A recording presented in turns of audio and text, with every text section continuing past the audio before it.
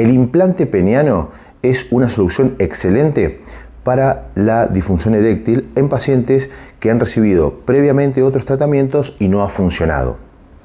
Para esto, antes hay que evaluar al paciente, sus comorbilidades, la causa de la disfunción eréctil, los antecedentes previos de tratamientos que tuvo.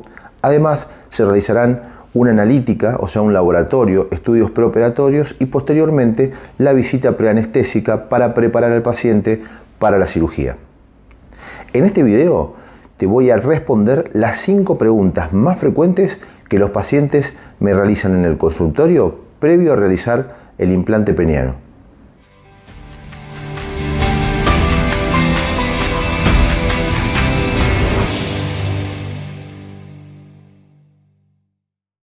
La prótesis de pene es un material protésico que se implanta dentro de los cuerpos cavernosos de materiales biológicamente compatibles con el cuerpo humano. Estas pueden ser maleables o pueden ser inflables.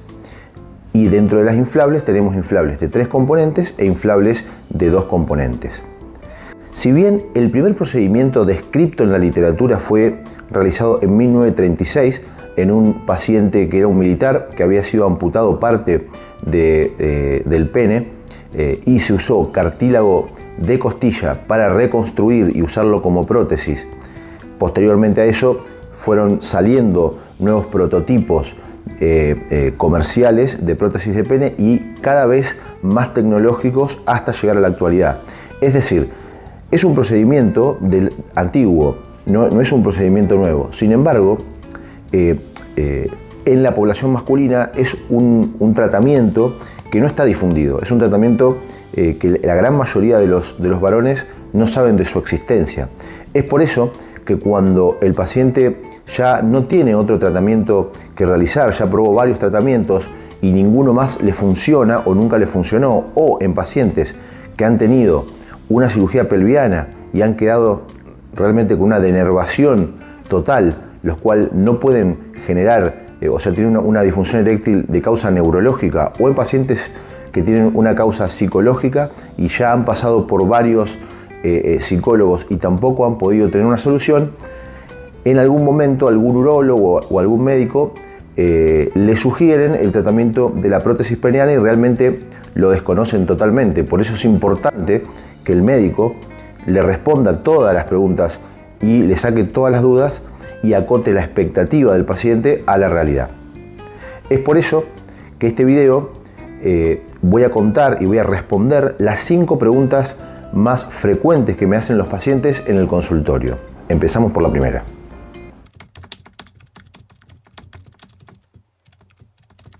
En relación a lo que es la longitud, tenemos que decir claramente que una prótesis, un procedimiento bien realizado, no debería tener menor longitud que previamente cuando el paciente tenía una erección normal.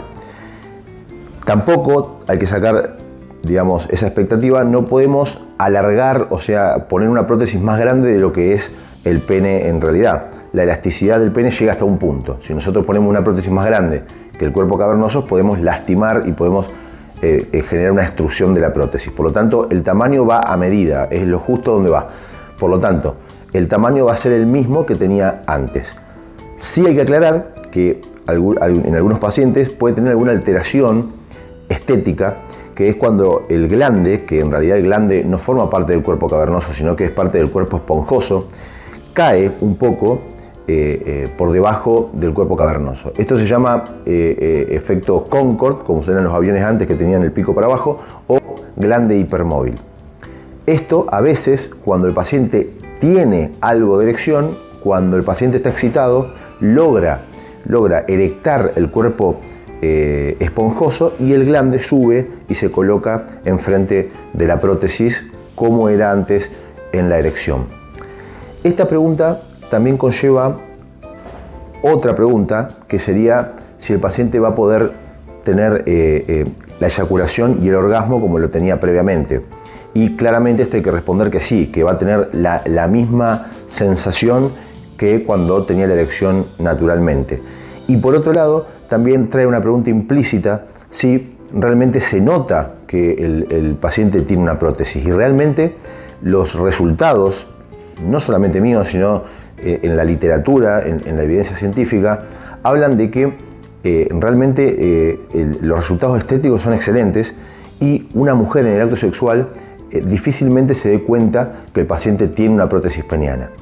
Sí suele pasar en algunos pacientes que frecuentan vestuarios, por ejemplo, cuando hacen deporte y esto, el pene no tiene un movimiento natural, pero bueno, igualmente es un detalle, no es algo tan visible claramente.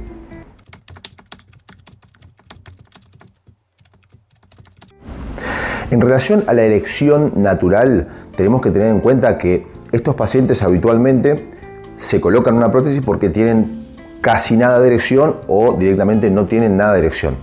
Sin embargo, cuando nosotros colocamos la prótesis, no vaciamos el cuerpo cavernoso, es decir, no sacamos el cuerpo eréctil que está adentro del cuerpo cavernoso, solamente generamos un orificio en el cual se emplaza la prótesis y separa hacia afuera el cuerpo cavernoso. Por lo tanto, si el paciente tenía algo de erecciones, se podría sumar a la prótesis de pene. Y por otro lado, como dijimos anteriormente, el cuerpo esponjoso es lo último que se pierde la erección. Por lo tanto, el glande puede tener erección y sumársela al de la prótesis.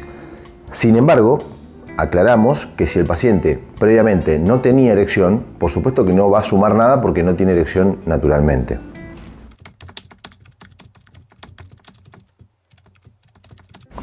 El primer día del postoperatorio el paciente tiene que transcurrirlo dentro de la institución donde fue operado. O sea que el primer día va a estar internado. En esta situación se colocan corticoides, analgésicos y antibióticos. Posterior al alta, los primeros 3 a 5 días, el paciente va a guardar un reposo relativo, colocándose hielo, tomando analgésicos, eventualmente se darán corticoides y habitualmente también se pueden dar algunos antibióticos profilácticos. Posterior al 5.º día, el paciente generalmente ya empieza a retomar la actividad normal, por supuesto de manera progresiva.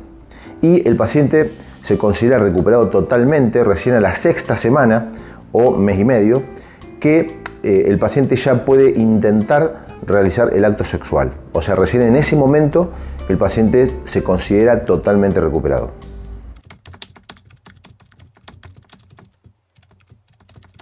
Las prótesis maleables están compuestas de un componente que se colocan o se implantan dentro del cuerpo cavernoso. En cambio, las prótesis hidráulicas o inflables tienen 2 o 3 componentes. La de 2 componentes tiene el componente intracavernoso y una bombita que va en el escroto. Y el de 3 componentes, aparte de tener estos 2 componentes, tienen un tercer componente que es el reservorio de líquido que va paravesical, es decir, al lado de la vejiga. ¿Cómo funcionan las prótesis inflables? Simplemente con la bombita que tenemos en el escroto vamos a pasar el líquido desde un componente de reservorio hacia el extremo distal donde están intracavernosos. Por lo tanto, la de 2 componentes vamos a tener el reservorio en la parte posterior de la prótesis y pasa hacia la parte anterior para generar la erección, y en la de 3 componentes tenemos el reservorio paravesical, es decir, al lado de la vejiga, y la bombita lo que hace es pasar el líquido desde ese reservorio hacia el componente intracavernoso. En la prótesis maleable simplemente el paciente coloca en la posición que esté más cómodo para tener el acto sexual. En relación a cuál es la mejor, que es la pregunta que me hacen siempre, en realidad la más cara siempre van a ser las hidráulicas. Sin embargo, a veces se eligen las maleables. Por ejemplo, en pacientes que no tienen la habilidad manual para poder manipular y hacer bien el mecanismo de la prótesis hidráulica, y en pacientes que tienen muchas comorbilidades y mucha probabilidad de infección, como por ejemplo en diabéticos con difícil control de la glicemia, los cuales tratamos de hacer los procedimientos más mínimos para disminuir la probabilidad de infección de la prótesis. Y lo que son las prótesis hidráulicas, el beneficio que tiene es que son más estéticas que las prótesis maleables. Sin embargo, las prótesis maleables tienen un resultado estético muy bueno en general. Sin embargo, las prótesis hidráulicas, en el momento de la detumescencia, es decir, cuando se saca el líquido del componente intracavernoso y se lleva hacia el reservorio, el pene queda en detumescencia y es muy similar a la erección fisiológica, es decir, puede copiar muy bien la erección fisiológica. Estas son las diferencias entre las ambas prótesis.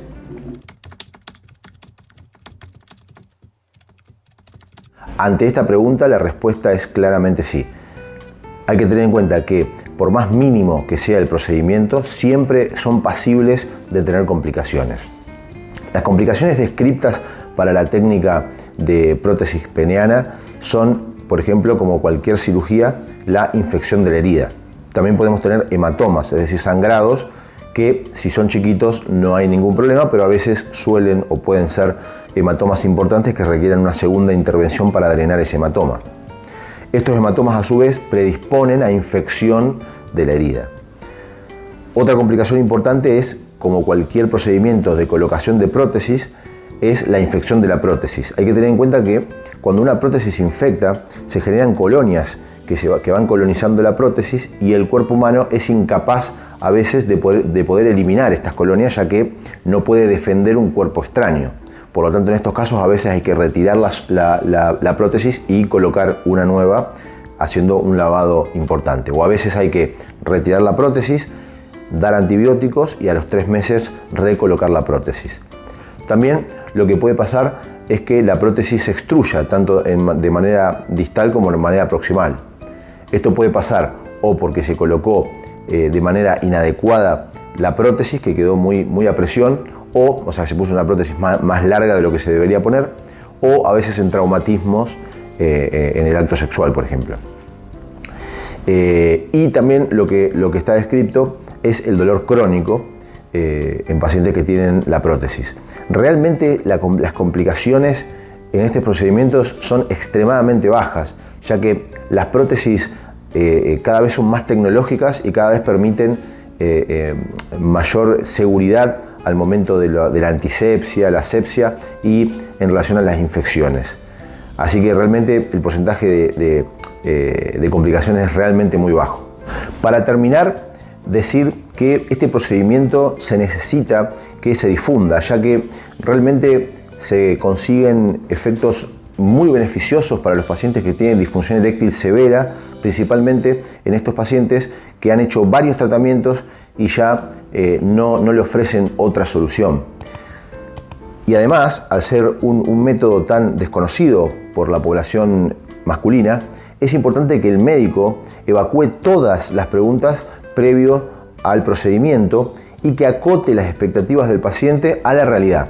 Es decir, por ejemplo, que una prótesis peniana no aumenta el tamaño de pene, por ejemplo.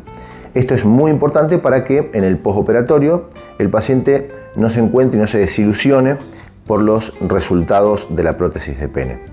Hasta acá te respondí las 5 preguntas más frecuentes que los pacientes me hacen en el consultorio antes de realizar la prótesis peniana. Nos vemos en el próximo video.